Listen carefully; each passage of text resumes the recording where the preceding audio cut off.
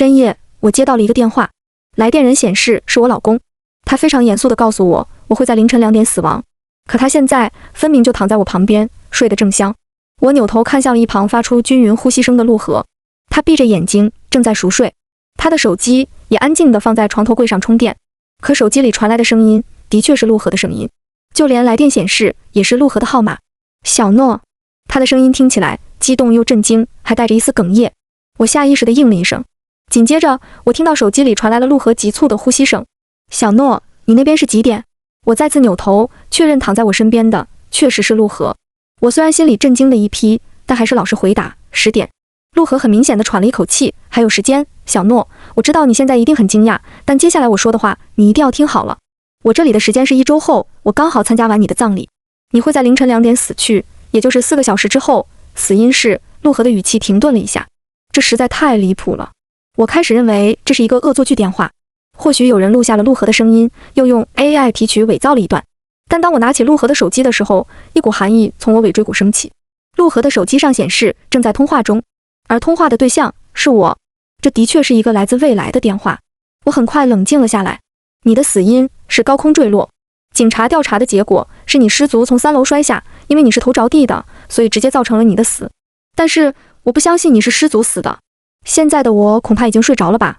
小诺，请你马上把我叫醒，并且让我保持清醒，不要睡着，因为我迷迷糊糊听到了你和许清的争吵声，然后就是你从楼上坠落发出的巨响。我怀疑是许清杀死了你，这一次我绝对要保护好你。许清是我的闺蜜。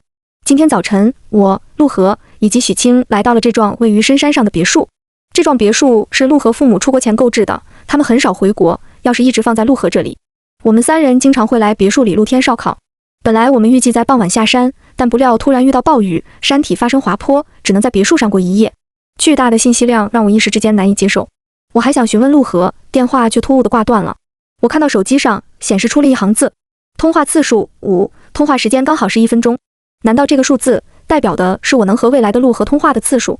可我却很难相信许清会杀了我，因为我和许清从大学认识到现在已经5年了，我们关系好的几乎可以穿同一条裤子。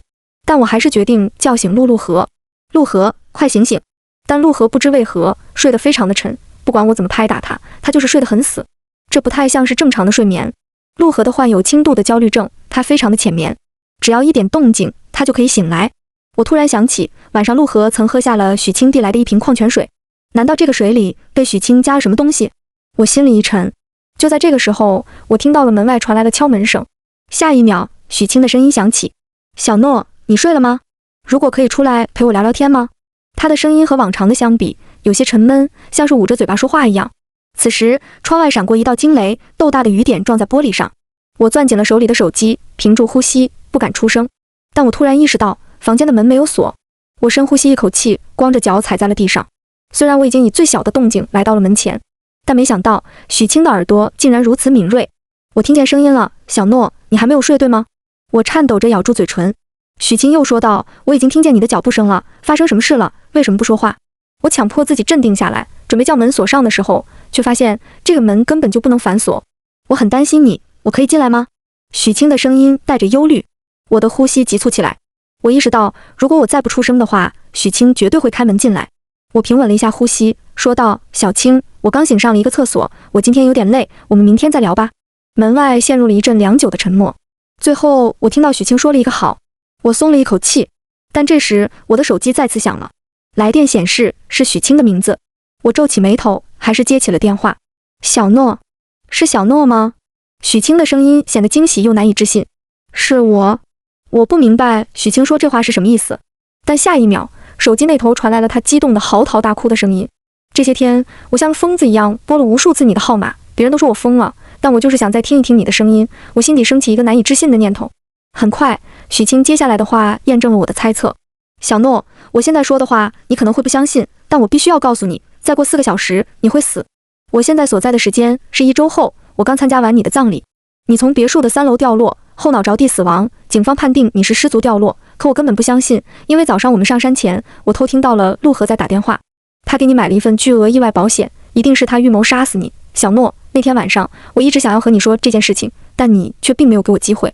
或许这一次通话是上帝给我们的机会。小诺，请马上离开房间，去找我，我会保护你。许清急促地说道。此刻，通话戛然而止，我的手机上再次显示出了通话时长为1分钟，剩余通话次数4。我握住手机的手不住地颤抖着。难道刚刚许清想要找我聊天，就是要告诉我陆河买保险的事情？我转过头，却发现陆河不知道什么时候醒了，他睁着眼睛，直勾勾地看着我。一瞬间，我心底升起一股毛骨悚然的感觉。陆河，你醒了，我刚刚怎么叫你都叫不醒。我露出一个勉强的微笑。陆河歪着脑袋看着我，我今天不知道怎么回事，脑袋沉得厉害。他看着我，欲言又止地说道：小诺，我感觉我现在的状态不对劲，我怀疑是我晚上喝的那瓶水有问题。我回想起晚上许清给我们递水的时候，一瓶是常温的，一瓶是冰的。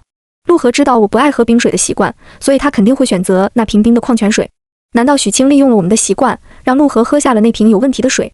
小诺，其实我一直想要告诉你，许清似乎有问题，但是你和他的关系太好了，我实在找不到合适的机会说。你来看一下这段视频。陆河从手机里找出了一段视频，这段视频是我们3个月前订婚时候的录像视频。视频里，我和陆河在众人的祝福下露出羞涩的微笑。此时，镜头扫过了许清的脸，他露出了一个极为奇怪的表情。许清像是在微笑，但他的眼睛却刻意地睁得极大，死死地看着我们。老实说，我被许清的这样子给吓到了。我们认识这么久，她在我心目中的样子就是一个大大咧咧、心思单纯的女孩子。那天看完视频，我就觉得有一点不对劲，就去找了以前我们3人在一块的一些照片。看完陆河手机的这些照片，我浑身鸡皮疙瘩都起来了。每一张照片上，许清的表情都相当的瘆人。她皮笑肉不笑地盯着我，笑容夸张又刻意。之后，我去调查了许清的一些过往。你还记得她曾经告诉过你，她高中曾经被室友霸凌吗？我点了点头。许清的确说过这件事情，她高中被室友集体霸凌，后来就转学了。为此，我曾经很心疼她。陆河深呼吸一口气，他给我看了一张新闻截图。2013年3月1日，建设中学405寝室发生意外失火，寝室内3人全部死亡，唯有1位学生因晚归未回宿舍，幸存了下来。建设中学就是许清以前读的学校。我心脏砰砰直跳起来。这件事情，许清从来就没有告诉过我。我联系上了许清的高中同学，他告诉我，当年那场火灾，警方怀疑是有人故意纵火，但是没有找到证据，是一件非常邪门的事情。而且许清从没有被霸凌过，相反，他和寝室里其中一个女孩的关系非常好，但是自从高2开始，他们的关系就不如之前。准确来说，是许清班上所有人都变得有点害怕他。为什么？我疑惑地问道。陆河的鼻尖冒出了微微的汗珠。高1的时候，许清被绑架过，他被绑架之前性格是非常安静内向的，但是自从被绑架后，他的性格就截然大变，变得十分外向。许清同学说，他给人的感觉非常的奇怪，甚至连饮食习惯都和之前不一样，就像换了一个人一样。陆河，我找到了当时许清被绑架时的新闻。我看到陆河手机上当时被捕的绑架犯的照片，那是一个长相非常凶恶的女人，但令我最为恐惧的是，照片上的女人是笑着的，而且她的笑起来的神态和我之前看到的许清的笑非常的相似。陆河看着我，说出了一句让我胆战心惊的话：小诺，你觉得当时回来的是真正的许清吗？我被陆河的话吓得汗毛耸起。我回想起这些年和许清相处的点点滴滴。许清性格像个男孩子，但是对我一直都很照顾。我还记得大学有一回，我食物中毒，上吐下泻，衣服裤子上全沾上了呕吐物，狼狈的要命。是许清彻夜照顾我，一点点给我擦去身上的呕吐物。当时我只有一个念头，要跟许清做一辈子的朋友。可我却突然发现，我根本不了解许清的过往。他从来就没有和我说过他高中发生的失火案和被绑架的事情。这时，我的手机又响了。我低头一看，是许清的电话。不，准确来说，是来自1周后的许清。我看了眼陆河，我去上厕所。我迅速走到房间内的厕所，接起了电话。电话那头还是许清带着哭腔的声音。怎么之前电话这么快就断了？我还有好多话都没有说完，打了好久才打通。小诺，我要告诉你一件关于陆河很重要的事情。你死后，我一直在请人调查陆河，他其实还有一个双胞胎哥哥。陆河的哥哥从小性格就十分怪异，12岁了依旧尿床，喜欢虐杀动物，并且经常对同学进行暴力行为，这是典型的杀人犯前置。陆河14岁那年，他的哥哥将同学打致重伤，赔了不少钱。就在他哥要去少管所的前一晚，家里发生了一场大火，陆河的哥哥在火灾里直接死亡。小诺，我一直在想，为什么陆河要对我们隐瞒这件事情？你说，当年在火灾里死去的那个人，会不会是真正的陆河？我的心脏猛地一紧。双胞胎一般来都长得极为相似，如果当年活下来的不是陆河，而是他的双胞胎哥哥呢？为了逃脱去少管所，陆河的哥哥便以陆河的身份活了下来。我的呼吸陡然急促起来。许清和陆河说的话，到底谁是真的？就在这个时候，门外响起了敲门声。小诺，你没事吧？我听你似乎在里面和谁说话。陆河的声音从门口传来。我连忙平稳呼吸，我没事。突然，电话里的许清压低声音，恐惧地说道：小诺，你的死因变了。你的死因从高处坠落变成了心脏破裂，你是被刀捅死的。我的心脏狂跳，我小心翼翼地弯下腰，趴在了地上。透过门缝，我看见了陆河的脚，还有他手上握着的极其锋利的刀。这时，手机里的声音戛然而止。1分钟的通话时间到了，剩余通话次数3。门把手之压缓缓扭动了起来，我惊恐地后退。下一刻，门开了，陆河站在门口，手里握着的尖刀发出刺眼的反光。他对我微微一笑，表情晦暗地看着我。我往后退了2步，后背抵在了洗手台上，警惕地看着陆河。小诺，许清可能是个非常危险的人，我们需要防身的武器。他把刀递给了我，我拿过刀，用力地握在了手里。陆河，你是不是曾经有一个双胞胎哥哥？陆河的表情出现了一瞬间的改变，他眼神闪烁了2下。小诺，是谁告诉你的？我的心沉了下来，为什么从来就没有告诉过我？陆河一言不发地盯着我，我总觉得他像是在观察我的反应。沉默良久后，陆河轻轻叹了一口气。小诺，一直以来我都不想告诉你这件事情，他是我的一道伤疤。我的哥哥是一个反社会人格的疯子，他曾经做出很多疯狂残忍的事情，可是火灾发生的那一晚，他却救了我，把我保护在身下，而他自己成了一具烧焦的尸体。我一直很讨厌很害怕这个哥哥，可到头来用生命救了我的也是他。所以小诺，我不愿意和你提起这段往事。陆河表情沉重地说道。那你替我买保险的事情为什么也不告诉我？我紧紧盯着陆河的眼睛，他的脸上出现一丝惊讶，随后无奈地说道，是许清告诉你的吧？我有一个关系很要好的学弟，之前你也见过的，就那个看起来傻乎乎的，他最近转行卖保险了，我想着帮他一下，就在他那里买了2份保险。我不仅给你买了，给我自己也买了1份。他给我看了他和学弟的聊天记录，确实陆河给自己也买了1份。我心里迷惑了起来。我和陆河在一起2年，他对我的好可以用无微不至来形容。我和原生家庭的关系一般，是陆河和许清填补了这个空缺。我开始产生怀疑，对我这么好的这2个人，真的会是杀害我的凶手吗？如果我真的是一不小心失足摔下楼的呢？只是他们不愿意接受这个事实而已。这时，陆河抓住了我的手。小诺，许清一直在挑拨我们之间的关系，我现在很虚弱，那瓶水一定有问题。当年的那场绑架案，我特地问了我当警察的同学。当时等警察赶到的时候，现场只剩下许清一个人，那个绑架许清的女人已经不见了。警察问了许清很多问题，但是许清都答不上来，包括那个女人的下落，甚至许清连自己的父母都忘记了。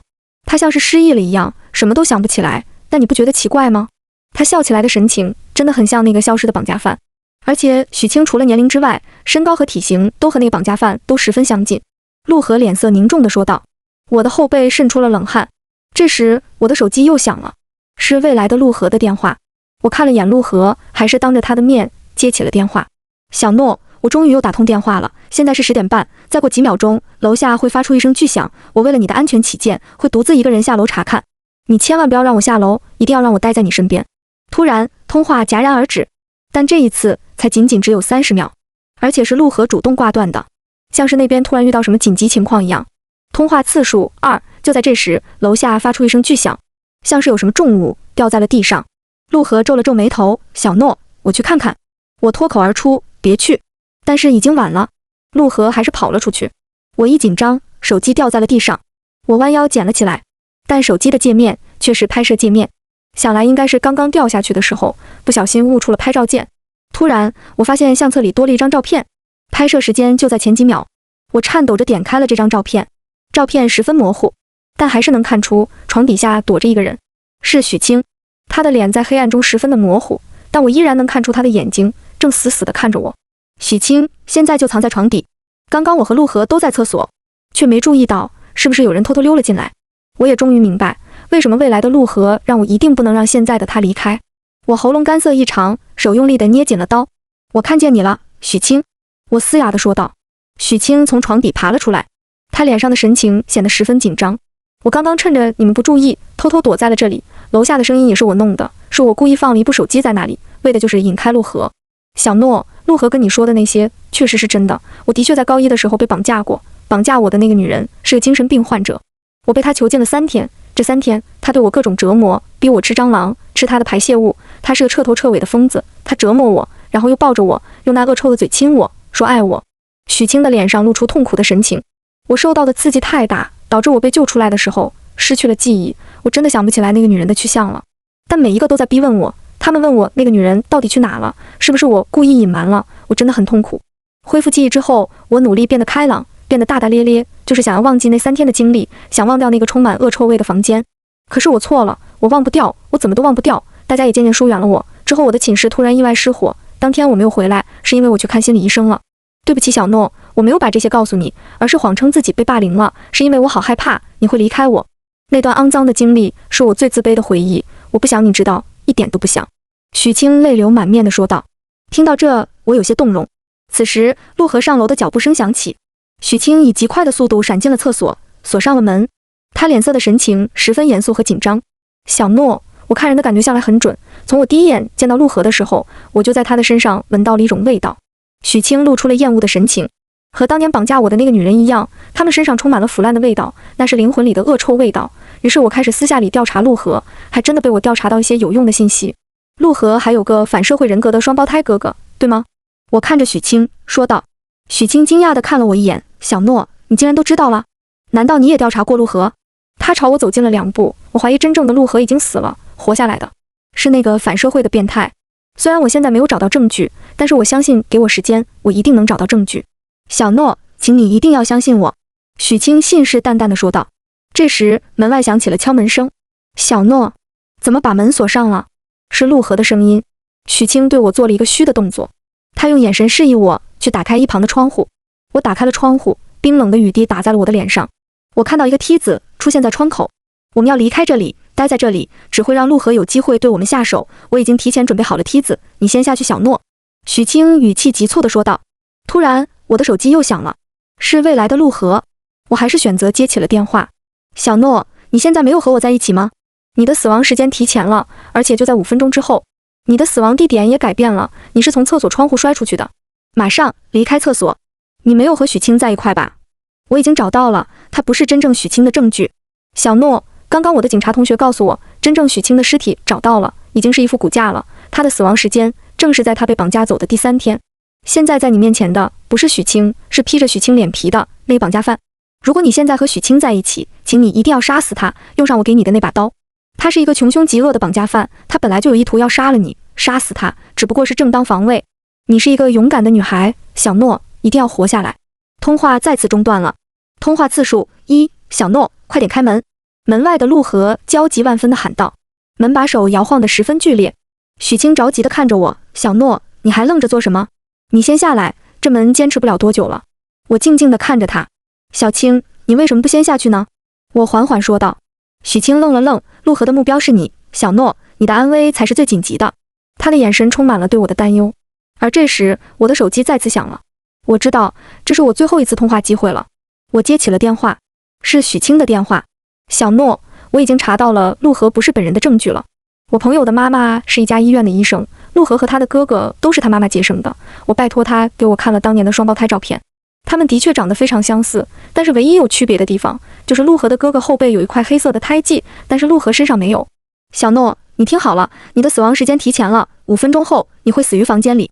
千万不要打开厕所的门，不要让陆河进来，按照我说的去做。小诺，我绝对不会伤害你的。最后一通电话断了。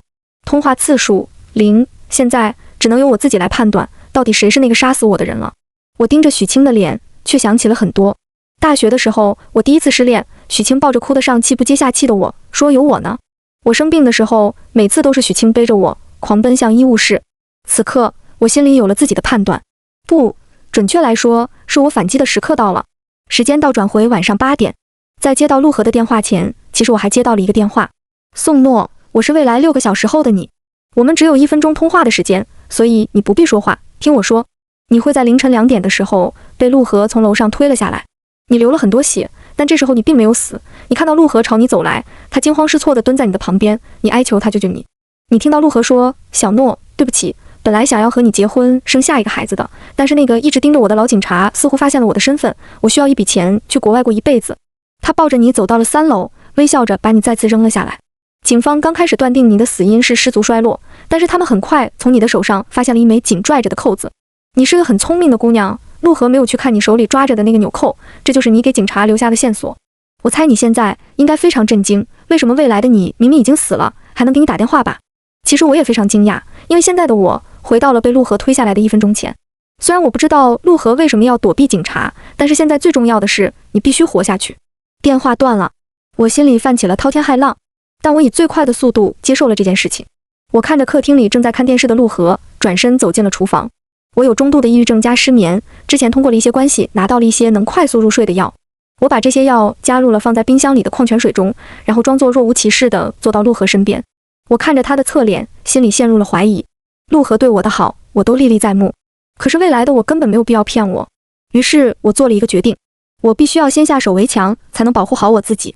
现在的陆河和许清没有任何动作，所以我没有报警的理由。药效很快就生效了，陆河昏昏沉沉地睡了过去，我也躺在他的身边，但我的手一直捏紧了口袋里的小刀。我知道我一刻都不能放松，必要时刻我会割开陆河的喉咙。我睁着双眼盯着天花板，眼睛却异常酸涩。我的原生家庭很差劲，我的父亲是个嗜赌如命的酒鬼，而我的母亲非常的懦弱到每一次父亲打我的时候，母亲只能躲在房间里不敢出来，她从来不会站出来去保护我这个女儿。我只能自己一边舔舐伤口，一边学着强大。父亲最后一次打我的时候，我反抗了，他没想到我会反抗，一时没有防备，重重地摔在了地上。锋利的刀片插入了他的脑袋，但是他到死都不会想到，这个刀片是我故意放在那里的。我转过头，看着陆河熟睡着的安详的脸，眼里不自觉地流下了泪水。为什么你要背叛我呢？9点30分，陆河的手机响了，我感觉到他睁开了双眼，我咬住了嘴唇，我感觉到陆河看了我一眼，我装出熟睡的样子，发出均匀的呼吸声。陆河接起了电话，但他却没有说话。很快，陆河若无其事地挂断了电话，躺在我身边睡着了。但他不知道，此刻的我爬了起来，拿起了他的手机。手机上有一个1分钟的通话记录，但当我看到来电人的时候，瞳孔骤然缩紧。来电人显示这是陆河的号码，一通自己打给自己的电话。陆河或许从来就不知道，我在他的手机里安装了一个秘密录音软件，他的每一通电话都会被自动录音到这个软件里。我打开了这个软件，将音量调到最低，颤抖着放到了耳边。陆河，我是未来1周后的你，请不要惊讶，听我说，你现在正在逃亡，躲避警察的追捕。你没有钱，过得像阴沟里的老鼠一样狼狈。小时候的你很聪明，在火灾发生的时候，你趴在了昏迷的弟弟的身下，所以你才能从火灾里幸存下来。你一直知道，父母更加偏爱于你，为了不去少管所，你和死去的陆河互换了身份，代替陆河活了下去，甚至连现在你都想不起原来自己的名字了。只可惜当年负责你这个案件的警察像条狗一样死死地盯着你，所以我知道你必须要离开这个国家。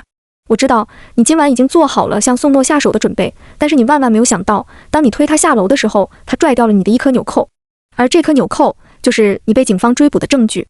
现在你有重来一次的机会，你可以完美的杀死宋诺，不留任何痕迹，但你必须也要除掉许清，他和那个警察一样，一直在怀疑你，咬住你不放，而且他恐怕已经发现了什么，看看以前你们的合照，他都在死死地盯着你。但你不能亲自杀掉许清，最好的办法就是借宋诺的手除掉他。许清有一个致命的弱点，他曾经在高1的时候被绑架过，那次的经历让他曾经短暂失忆，留下了很深的阴影。巧合的是，他的寝室又刚好发生火灾，除了他无一幸免，这是他拼命隐藏住的一个伤口。他怕宋诺讨厌曾经肮脏的自己，但你可以利用这一点，让宋诺怀疑他。一个掺杂了事实的谎言，永远比一个虚构的谎言要真实太多。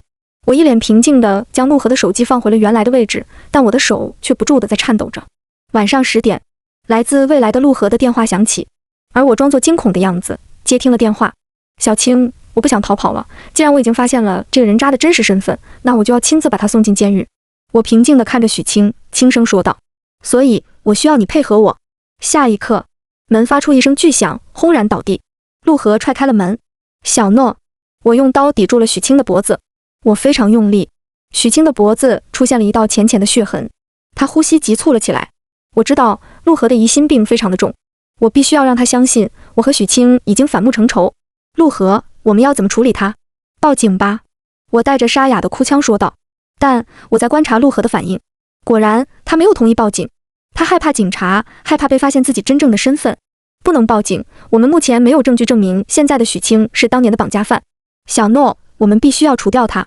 许清此刻完美发挥了他精湛的演技，他哭喊着，愤怒地尖叫着吼道，宋诺，你不能这么对我。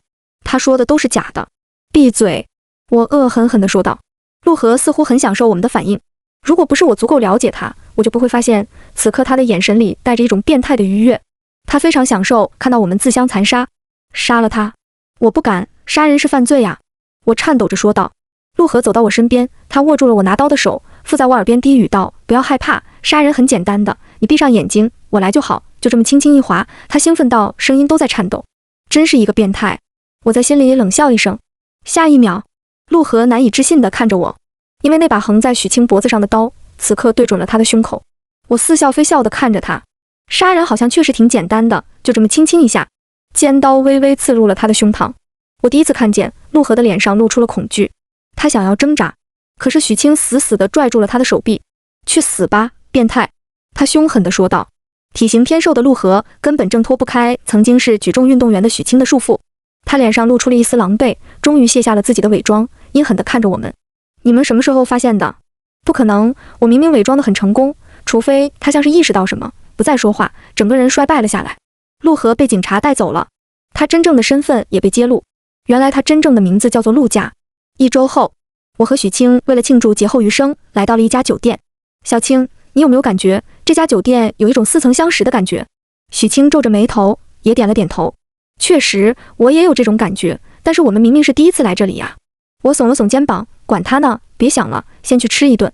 或许我永远不会知道，如果我没有改变自己的命运的话，这家酒店正是1周后举行我葬礼的地方。